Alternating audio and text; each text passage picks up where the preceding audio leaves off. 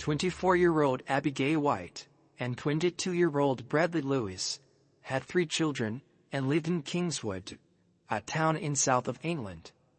Abigail was better known as Barbie Fake, and earned more than €5,000 a month through the adult site OnlyFans. For most, that amount of money would be enough to solve any problem and have a happier life. But not for the couple Abigail and Brad.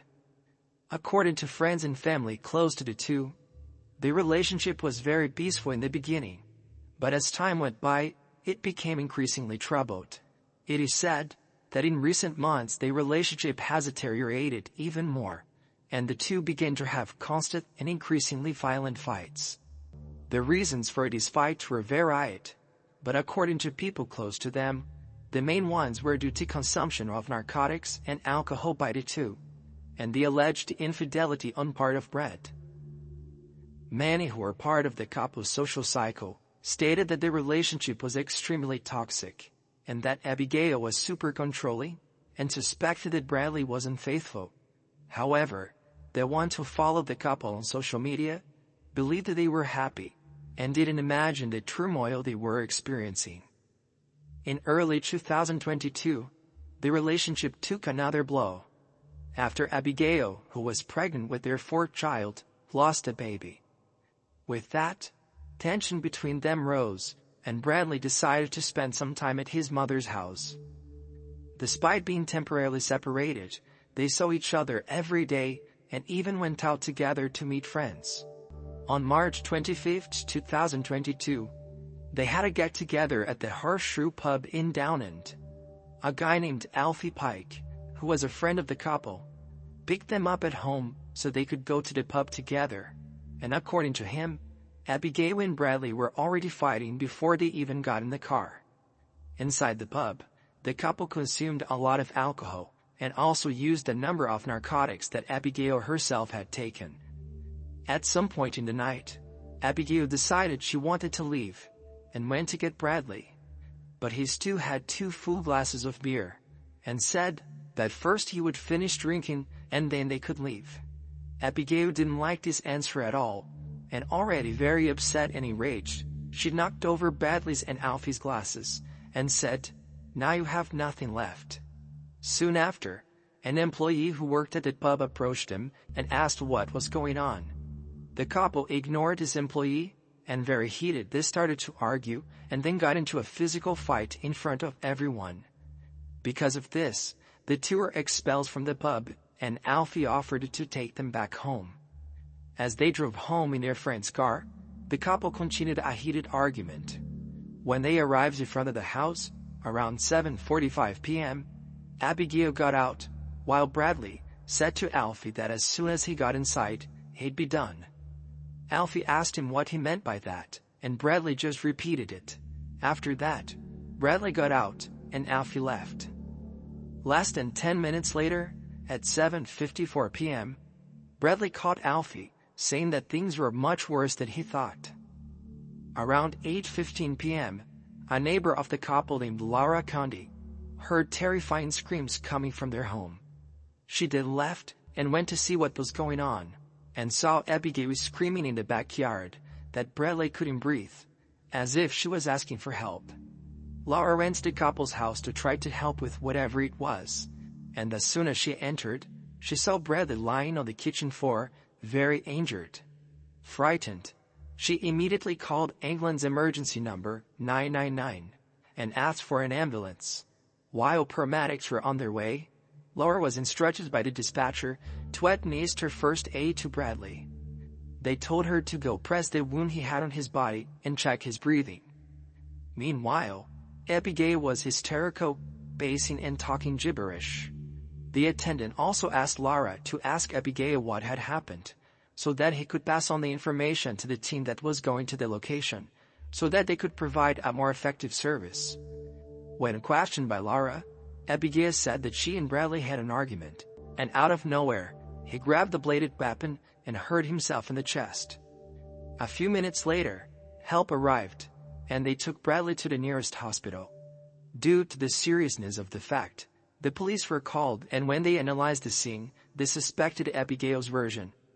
Police officers also realized that she had tried to clean the place, as there was a mop in the house with blood, and there was also bloody clothes in the washing machine.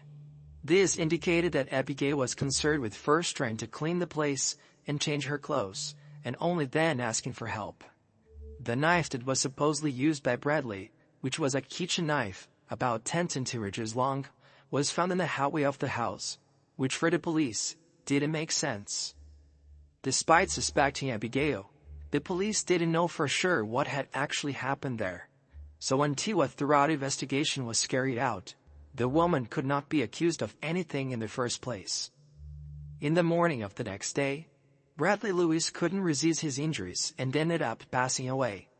A necropsy was performed on his body and found that there was a single hole in his chest, 7 centimeters deep, that had reached his heart.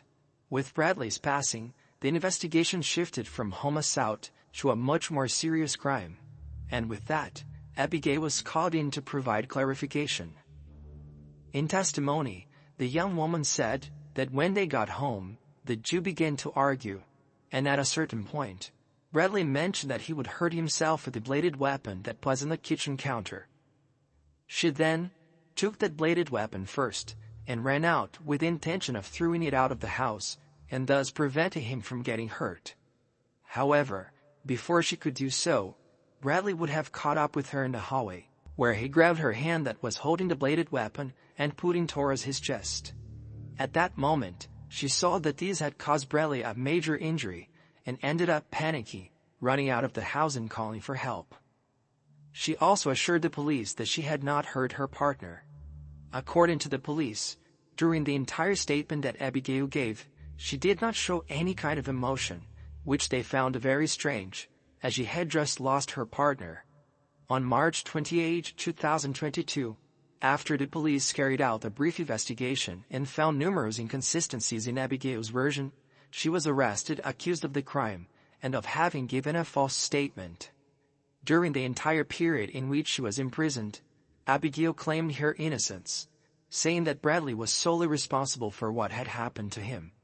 However, she would put these allegations to rest and tell the whole truth at her trial, after the police presented a variety of evidence and witnesses. On October 21, 2022, Abigail's White trial began. In court, it was revealed that after Bradley left the family home to move in with his mother in early 2022, he decided he was going to divorce Abigail. However, the boy was afraid that Abigail could take her own life because of this, since she said she would on previous occasions. With that, he continued to maintain a relationship with her, even though they lived in separate houses. Earlier on the day of the crime, Bradley went with Abigail and the children to a park, and there, he took courage and told the young woman that he no longer wanted to have a relationship with her. Obviously, this generated an argument between the two, and despite the fact that the atmosphere became quite tense between them, they still decided to go to the pub that night, as they had already arranged it with their friends. It was also revealed in court that a week before the crime, Abigail had wounded Bradley in the arm with a bladed weapon. Still in court, the officers presented voice messages from Abigail sent to some friends, in which she expressed her anger and having discovered another betrayal by Bradley. In these same messages, she spoke of other times that she had been betrayed, and that she had to really hit Bradley, and that she even threatened him so that he would admit what he had done. In an excerpt she says, "He knows I have no limits when I'm angry." Although Abigail repeated several times that she was betrayed by Bradley, both to people close to her and to the authorities, this was never officially proven. For some friends of the couple, Bradley never did anything wrong, but Abigail insisted on it because she was extremely possessive and controlling. The day before the crime, Bradley called a friend for help, saying that Abigail was trying to take his life. This friend was desperate at the time, but later calmed down when she learned that the couple had made up. A medical examiner who was involved in the case also testified in court. According to him, it would be impossible for Bradley to have been injured with a bladed weapon, since the position of the cut and its depth didn't correspond to a self-inflicted wound. In addition, the force used in the blow was very great, as it crossed the cartilage of the rib, entering the main chamber that pumps the heart, and according to Abigail's testimony, in the position she and Bradley were in the time this happened, it would be very unlikely that the boy could do that to himself. Evidence was also presented that Abigail was more concerned with cleaning the place and changing clothes than asking for help, and that if it weren't for the efforts of Laura, the couple's neighbor, Bradley would not even have been rescued alive from the place. With all this evidence presented against her, Abigail White realized that she had nowhere to run, and decided to tell the whole truth about what actually happened that night. She said that she was very angry and frustrated, as she didn't want to be separated from Bradley. And after they went to the pub and had a lot to drink, they both got very upset. On returning home, after being expelled from the pub from fighting there, they would have started another argument. According to her, at that moment, Bradley started to push her down the hall of the house. It was then that she entered the kitchen, took the knife, and went after the boy. She said it was just meant to scare him, but before she knew it, it had already hit him in the chest. Abigail ended up saying that she'd never intended to hurt Bradley, and that it was all an accident due to her having consumed too much alcohol and narcotics. The young woman's defense also clung to this argument in an attempt to get the lowest possible sentence for her.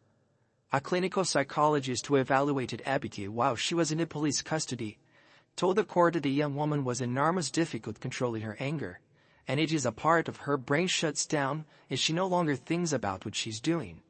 A forensic psychiatrist told the jury that Abigail suffered from borderline personality disorder, whose symptoms include emotional instability, feelings of worthlessness, self-doubt, and impulsiveness. He further said that her account of what happened was consistent with her having this disorder. The jury deliberated for 12 hours and found Abigail White guilty of the crime against Bradley Lewis.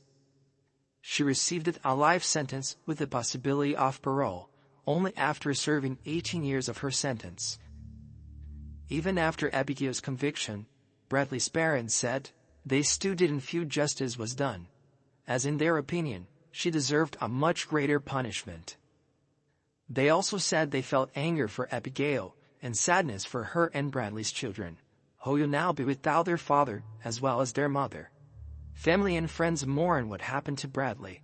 Many of them knew what their relationship was like and tried to help in any way, but they always ended up coming back, and it ended in tragedy. Custody of the couple's three children was with the paternal grandparents, Bradley's parents, who assured that they will give a lot of love and affection so that they are not affected by the mother's attitudes. Currently, Abigail White is in a prison in England, where she will spend a large part of her life. Well guys, that's it for today. Thank you for watching until the end. Best wishes, and I see you next time. Morbid Evil.